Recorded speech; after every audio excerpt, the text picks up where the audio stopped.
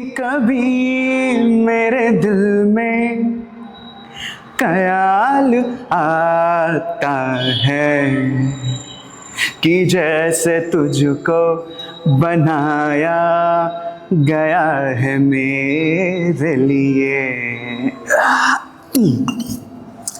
మజ్జిగ కూడా తెచ్చాను, కంప్లీట్ చేసాయి. ఈ రొమాంటిక్ సాంగ్స్ ఉంటాయి చూసావా, నాకు చాలా ఇష్టం. రొమాన్స్ని నువ్వు డైరెక్ట్గా చెప్పావనుకో అసహ్యంగా ఉంటుంది. అదే రొమాన్స్ని కొంచెం అంతరంగంగా చెప్పావనుకో అప్పుడు వస్తుంది బ్యూటీ. కంప్లీట్ చేయి, నాకు టైం లేదు, ఫాస్ట్ కంప్లీట్ చేయి. తిను. చూడు, ఇదంతా పర్సనల్గా తీసుకోకు, నా పని నేను చేస్తున్నా అంతే. నువ్వు మంచోడువా చెడ్డోడువా ఇదంతా నాకు అనవసరం. అదంతా జడ్జ్ చేయడానికి సొసైటీ ఉంది, అది వాళ్ళ డిపార్ట్మెంట్. ఇప్పుడు కాంటాక్ట్ వచ్చిందా, పని పూర్తి చేసామా, పేమెంట్ తీసుకున్నావా, అంతే.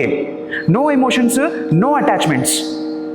అందుకే నన్ను చాలామంది హార్ట్లెస్ అంటారు, మనసు లేదంటారు. వాళ్ళంతా రాంగ్ అబ్బా. నాకు హార్ట్లెస్, నేను మనసు లేక కాదు, ఐఎమ్ డిసిప్లైన్డ్. చూడు, ఇప్పుడు నీకు క్లియర్గా ఎక్స్ప్లెయిన్ చేస్తా. చూడు, ఇప్పుడు ఒక లాయర్ ఉన్నాడు, వాడు అబద్ధాలు చెప్పి జనాల్ని కాపాడుతూ ఉంటాడు, వాడినేమో ఇంటెలిజెంట్ అంటారు. ఒక పొలిటీషియన్ ఉన్నాడు, చిన్న చిన్న సంతకాలు పెట్టి జనాల జీవితాన్ని నాశనం చేస్తూ ఉంటే వాడిని లీడర్ అంటారు. మరి మీరు మీ మీడియా వాళ్ళు ఏం చేస్తారు? ఎవడో ఒకటి రెప్యుటేషన్ని డిస్ట్రాయ్ చేసి మీ టీఆర్పీల కోసం దాన్ని న్యూస్ అంటారు. నేనేం చేస్తున్నా, జస్ట్ ఒక ట్రిగ్గర్ నొక్కుతున్నా అంతే. దానికే నేను క్రిమినల్ అయిపోతానా? I'm professional. నువ్వే చెప్పు, ఏ క్రిమినల్ ఇలా నీకు తీసుకొచ్చి నీకు ఇష్టమైన ఫుడ్ పెడతాడు? అది నువ్వు మజ్జిగ తాగడం లేదు, తాగు తాగు.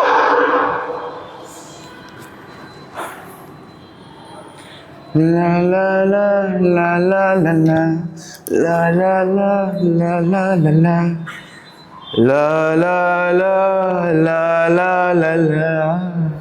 చూసా, రొమాంటిక్ మ్యూజిక్ని ఒకేసారి ఎలా హారిఫైక్గా మార్చాను? బాగా చేశాను కదా.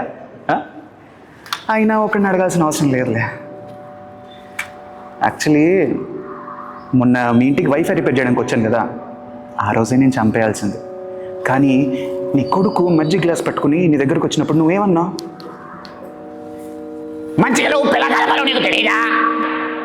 అని బర్ర గొంతు వేసుకుని నువ్వు అరుస్తా ఉన్నావు కదా. అది చూసినప్పుడు నాకు మా అమ్మ గుర్తొచ్చింది. నీలో మా అమ్మ నాకు కనిపించింది తెలుసా.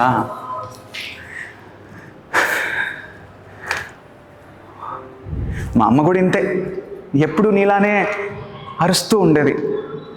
నువ్వు దేనికి పనికిరావు, ఇదంతా నువ్వు కావాలని చేస్తున్నావు అని చెప్పి నా మీద ఎప్పుడు అరుస్తూనే ఉండేది. నేనప్పుడు 8th క్లాస్ అనుకుంటా.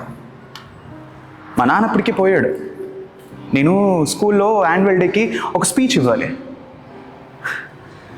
మా అమ్మ నన్ను వైట్ అండ్ వైట్ డ్రెస్ వేసి నన్ను స్కూల్కి పంపించింది. మా అమ్మకి వైట్ అంటే చాలా ఇష్టం. మా అమ్మకి నాకేమో ఆ స్పీచ్ ఇవ్వడం అస్సలు ఇష్టం లేదు. నేనేం చేశాను, బయటికి వెళ్ళాను, అక్కడ పక్కనే బురదగుంటుంటే దాంట్లో దూకి నా డ్రెస్ మొత్తం పాడు చేసుకున్నా. మా అయితే అమ్మ ఏమంటుంది, వెళ్ళి కొడుతుంది, తిడుతుంది. అంతేగాని నన్ను స్కూల్కి పంపించదు అనుకున్నా. గెస్ వాట్, మా అమ్మ ఏం చేసింది అనుకున్నావు?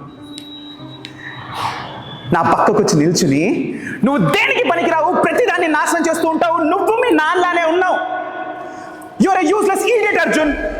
ఈ పనిష్మెంట్ నీకు ఇస్తున్నావా నాకు ఇస్తున్నావా, సంతోషంగా ఉండే అర్హత నాకు లేదా అని ఇలా ఇష్టం వచ్చినట్టు నన్ను తిట్టింది. అదే డ్రెస్ తోటి నన్ను స్కూల్కి కూడా పంపించింది.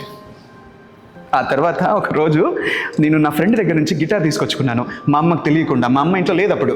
నేనేం చేశాను, ఆ గిటార్ తీసుకుని ఇంట్లో సైలెంట్గా ప్రాక్టీస్ చేస్తూ ఉన్నాను. మా అమ్మ వచ్చిన విషయం నేను చూసుకోలేదు. వచ్చింది, ఆ గిటార్ తీసుకుంది, విరగొట్టేసింది.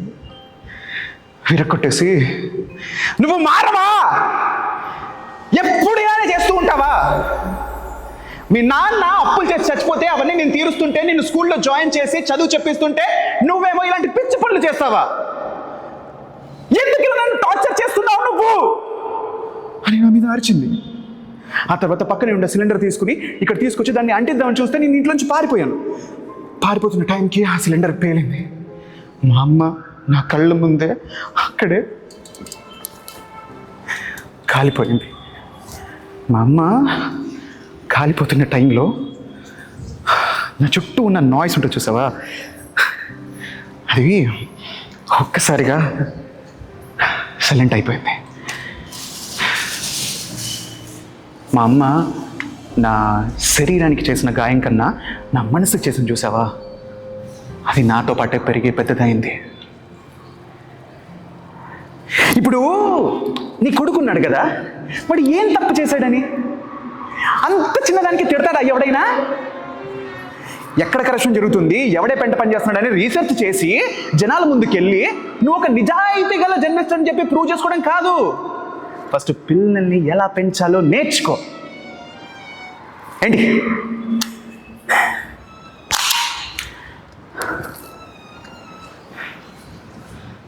టెన్షన్ పడకు, నువ్వు లేకుండా నీ ఫ్యామిలీ ఎలా ఉంటుంది, నీ పిల్లలు ఎలా బతుకుతారని చెప్పి అస్సలు టెన్షన్ పడకు. నువ్వు లేకుండా ఉంటేనే వాళ్ళు సంతోషంగా ఉంటారు. కనీసం వచ్చే జన్మలో అయినా సరే పిల్లల్ని ఎలా పెంచాలో నేర్చుకో. అర్థమవుతుందా? కనీసం వచ్చే జన్మలో అయినా సరే పిల్లల్ని ఎలా పెంచాలో నేర్చుకో.